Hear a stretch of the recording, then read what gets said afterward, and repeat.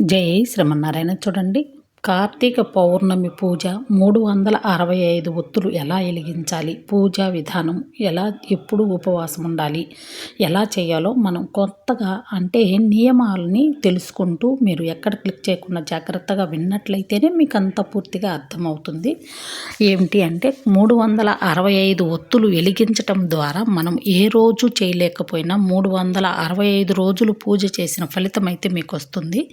అందువలన మీరు పౌర్ణమి రోజు సాయంత్రం పూట, అంటే రేపే కదా కార్తీక పౌర్ణమి, పౌర్ణమి రోజు సాయంత్రం పూట చుక్కల్ని చూడండి. మీరు ఉదయం మొత్తం ఉపవాసం ఉండండి, సాయంత్రం 7 తర్వాత లేదు 6 గంటలకి అలాగా పూజ మొదలు పెట్టండి. 6 నుంచి 7 లోపు మీ పూజ అంతా పూర్తి అవుతుంది. నైవేద్యం, మహానైవేద్యం ఆ శివయ్య తండ్రికి పెట్టండి. పెట్టి ఆ తర్వాత మీరు ఉపవాసం ఉంటారు కదా, ఆ ఉపవాసం అనేది విరమించండి.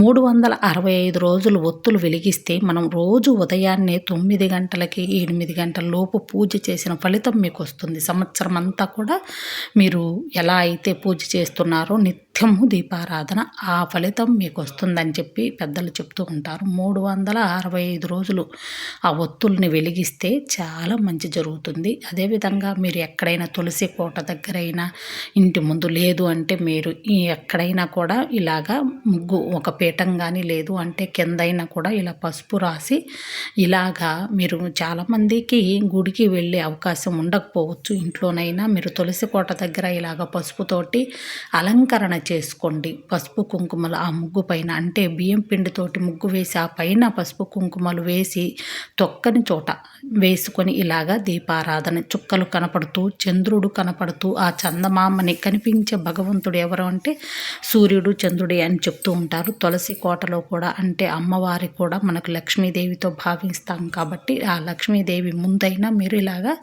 ముగ్గు వేసుకొని 365 ఒత్తులు, అదేవిధంగా ఉసిరికాయ ఒత్తులు లేదా పిండి దీపాల ఒత్తులు ఇలా ఎన్నైనా వెలిగించుకుంటూ మీరు పూజ చేసుకున్నట్టయితే ఖచ్చితంగా మనకి లక్ష్మీదేవి స్థిరంగా ఉంటుంది. అదేవిధంగా మీకు సంవత్సరం పొడవునా చేసిన ఫలితం అయితే వస్తుంది. అన్ని దీపారాధనలు చేసినట్టుగా, అన్ని పూజలు మీరు పూర్తి చేసినట్టుగా వస్తుంది ఫలితము. మీకు మీ పిల్లల పేర్లు చెప్పుకోండి, మీ సంకల్పం చెప్పుకోండి, గోత్రనామాలు చెప్పుకోండి. ఆ అమ్మవారికి ఇలాగ ముగ్గు వేసుకొని దీపాలన్నీ వెలిగించుకొని ఆ తర్వాత మీరు మీ ఇంట్లో మీ గోత్రం చెప్పుకొని, మీ వారి పేరు చెప్పుకొని, మీ పేరు మీ పిల్లల పేర్లు చెప్పుకొని పూజ అయితే మీరు శివయ్య తండ్రికి కానీ, పార్వతీదేవికి కానీ, లేదంటే తులసి కోటకు కానీ అలాగా మీరు చెప్పుకొని ఆ మంత్రాలని చదువుతూ అక్షింతలు కానీ పువ్వులు కానీ వేసుకుంటూ పూజ చేసుకొని నైవేద్యం ఏదైనా చేసుకోవచ్చు. మీరు పాయసం కానీ, లేదు అంటే పులిహోర కానీ, లేదు అంటే మాకు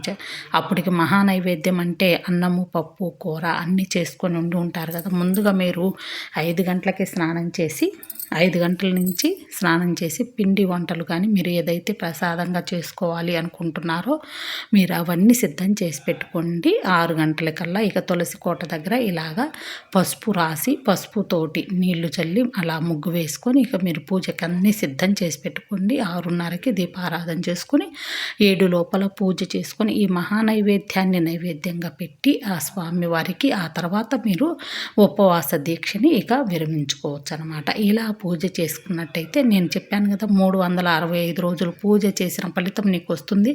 అన్ని పూజలు కూడా, అంటే మనం ఏదైనా నోములు కానీ ఏవైనా, చాలామంది కేదారేశ్వర స్వామి నోములని ఉంటాయి, అందరికీ ఉండవు. ఏదో దారాలు ఇస్తారని ఆ దారాల ద్వారా అట్లా కాకుండా కేదారేశ్వరి నోములు చాలామందికి ఉండకపోవచ్చు. లేని మనం కొత్తగా తెచ్చుకోని అవసరం లేదు. ఎవరైనా కూడా 365 ఒత్తులు వెలిగించుకోవచ్చు. వాళ్ళైతే ఇక స్నానం చేసి పిండి కొట్టి గారెలు బూరెలు మొత్తం పలహారాలు తయారు చేసుకొని ఆ పలహారాలని నైవేద్యంగా పెట్టి పూజారిని పిలిచి, పూజ అంటే శివపార్వతులకి గౌరీదేవిని చేసి అష్టోత్తరం అంతా చేసి అలాగ మహానైవేద్యం పెట్టి నలుగురికి భోజనం కూడా పెడుతూ ఉంటారు. అలా ఆనవాయితీ ఉంటుంది, పూర్వీకుల ఆనవాయితీ అది. మీకు లేని కొత్తగా అవసరం లేదు. ఇదైతే ఎవరైనా చేసుకోవచ్చు. కార్తీక పౌర్ణమి 365 ఒత్తులు వెలిగించుకోవడం ఎవరైనా చేసుకోవచ్చు. పిండి దీపాలు దీపాలు, ఉసిరి దీపాలు, మీ శక్తి కొలది ఎన్ని దీపాలైనా పెట్టుకోవచ్చు. వీలైతే నిమ్మకాయ దీపాలు కూడా పెట్టుకోవచ్చు పౌర్ణమి రోజున. తులసి కోట దగ్గర చాలామంది తులసి కోట దగ్గర ఇంట్లో మాత్రం వెలిగించకూడదు నిమ్మకాయ దీపాలు. అదేవిధంగా తులసి కోట దగ్గర ఇలాగ అన్నీ పెట్టుకోవచ్చు. శివపార్వతులకి చాలా ప్రీతికరమైనది మనకి పిండి దీపాలు, ఉసిరి దీపాలు, 365 దీపాలు. మీరు నెయ్యి కొంచెము కలిపి నువ్వుల నూనెలో దీపారాధన అనేది చేయొచ్చు. ఉపవాసం మాత్రం ఇంకా ఏమి తినకుండా ఉదయం నుంచి ఈ కాలము టైం తొందరగా అయిపోతుంది మనకి. అటు ఇటు తిరిగి పూజ చేసేటప్పటికి 7 అవుతుంది, 6 అవుతుంది. ఆ లోపు ఉదయాన్నే పూజ చేసుకుంటాం కదా, ఆ లోపు మళ్ళీ ఇంట్లో పని సరిపోతుంది, పిల్లలు వెళ్ళిపోవటం, అలాగా ఇక టైం అంతా ఈజీగా త్వరగా అయిపోతుంది అనమాట.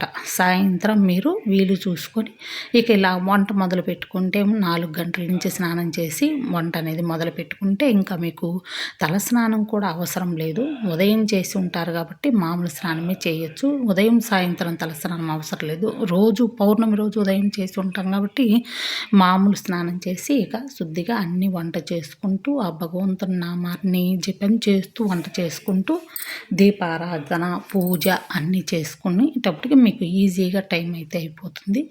ఇక ఈ ఫలితం అయితే మీకు ఎప్పటికీ ఉంటుంది. మీకు 360 రోజులు పూజా ఫలితం అయితే ఖచ్చితంగా ఉంటుంది. అలా చేసుకొని మీరు పూజ అయితే నిర్వర్తించవచ్చు. చాలా వరకు మనము పూజ ఇలా చేసుకుంటే చాలా మంచిది. చంద్రుడికి చూపిస్తూ నైవేద్యం కూడా చివరిలో ఆ చందమామకి చంద్రుడికి చూపిస్తూ పెడితే చాలా మంచిది.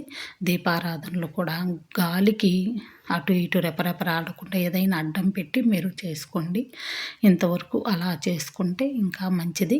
పిండితోటి చేసిన దీపాలు చాలా ఇష్టం. అంటే అరటిపండు, బెల్లము, పాలు అన్నీ కలిపి ఆ పిండి దీపాలను చేసుకొని దీపారాధన చేయండి. ఆ ఉసిరికాయ ఉంటుంది కదా, అది పచ్చడి చేసుకోవచ్చు. మనం దీపారాధన అయిపోయిన తర్వాత నైవేద్యంగా ఒక పచ్చడిగా చేసుకొని మీరు తినచ్చు. అదేవిధంగా పిండి కూడా సలివిడే కాబట్టి పిండి దీపాలను కూడా మీరు పిల్లలకి ప్రసాదంగా పెట్టి ఆ తర్వాత ఆ పిండి దీపాలని కూడా మనం నైవేద్యంగా తినచ్చు. ఆ తర్వాత కొండెక్కిన దీపాలని తీసి శుభ్రంగా ఇక ఉదయం మీరు శుద్ధి చేసుకోవచ్చు అనమాట. ముందు రోజు అన్నీ చేసుకొని ఉంటాం, అలసిపోయి ఉంటాం కదా, ఆ తర్వాత మళ్ళీ దీపారాధన మామూలుగా శుద్ధి చేసుకొని ఉదయం పూట ఇక మంగళవారం మనకి పౌర్ణమి అయిపోయిన మరుసటి రోజు అన్నీ తీసుకొని చేసుకోవచ్చు అనమాట. ఇలా పూజ చేసుకుంటే చాలా మంచిది. శివపార్వతులకి అసలు తెలుసు కదా, ఆది దంపతులు అని మనకి.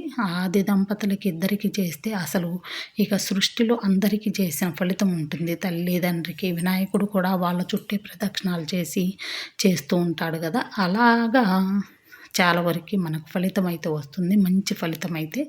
ఇక మీరు పౌర్ణాన్ని మాత్రం ఖచ్చితంగా ఎక్కడ కూడా ఎప్పుడు కూడా మిస్ అయితే చేసుకోకండి. ఆ పౌర్ణమి రోజు ఎంత కష్టం వచ్చినా ఎంత పని పడినా కూడా మీరు పూజ అయితే చేసుకోండి. ఆ రోజున 365 ఒత్తులు సాయంత్రం పూటే వెలిగించుకోండి. వీలైతే ఉదయం పూట వెలిగించుకున్నా కూడా చాలా మంచిది.